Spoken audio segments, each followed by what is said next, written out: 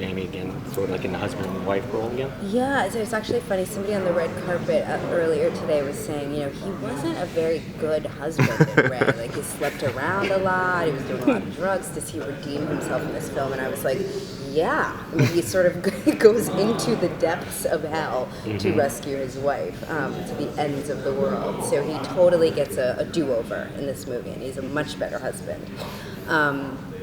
But there was a strange, wonderful irony for me about the film being about two people being reunited as husband and wife, and that Jamie and I are being reunited cinematically as husband and wife since Ray. Why do you guys get along so well on set? I don't know. Jamie's hard to not get along with. Jamie's a very easy person to get along with, yeah. He's incredibly inspiring as an actor, and in this film more than ever before. And he's just a nice guy. Yeah. So what is it about Quentin Tarantino that everybody wants to work with? I think it's the same thing about Quentin Tarantino, that people are, that room was full of screaming fans who adore his work, and I think it's because he has a truly unique vision, and he's one of our auteurs. He's a visionary and a prolific visionary who continues to produce distinctive work that really has its own voice. What kind of cool Western costumes do you get to wear in this? My costumes, I wouldn't necessarily call them Western. They are of the time period, pre-Civil War, but I don't know that they're really Western, because there is a section of the film that is very much Western, but remember, the film is kind of a spaghetti Western placed in the context of the antebellum South, so I would say my clothes are more, pre-Civil War Southern. Was there anything really restricting you had to wear? Oh, yeah. I remember one day we were on set and I was like, these corsets are ridiculous. Like, no wonder it took women so long to get the vote. Like, you can't eat, you can't breathe, you can't think. So, yeah, they're very, very restrictive. They also help you sit up straight. But yeah, that stuff it's intense. One of the trademarks of Quentin Tarantino's movies is featuring strong female leads. How do you bring that same sort of strength to a character who, is kidnapped and in bondage and just kind of in a situation where it's not as easy as it was for some of his other characters? Yeah, Broomhilda is very unique because it's a different kind of strength. I would say it's more of an emotional, spiritual, psychological strength. For me, people often say, oh, how come she doesn't, kick ass like a lot of the other Tarantino women? And for me, actually, one of the things that I really loved about this character is that she exists in a time when historically black women were of necessity independently strong.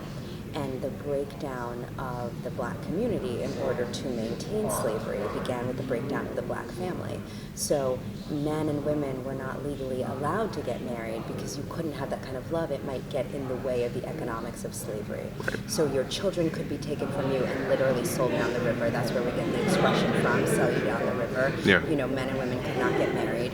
And so I love that this film is about two people who, even though they exist in a time when in our Constitution they're only 3/5 of a human being, they so believe in their own humanity and so believe in the love that they share and their illegal marriage that they risk life to find each other, that he travels across the country, that he goes into the depths of hell to save this woman, and in this time period was so triumphant, I think, and the fact that Broomhilda gets to be the princess in the tower that is rescued by her man in a way that kind of reclaims black marriage and black love, to me, is a different kind of strength.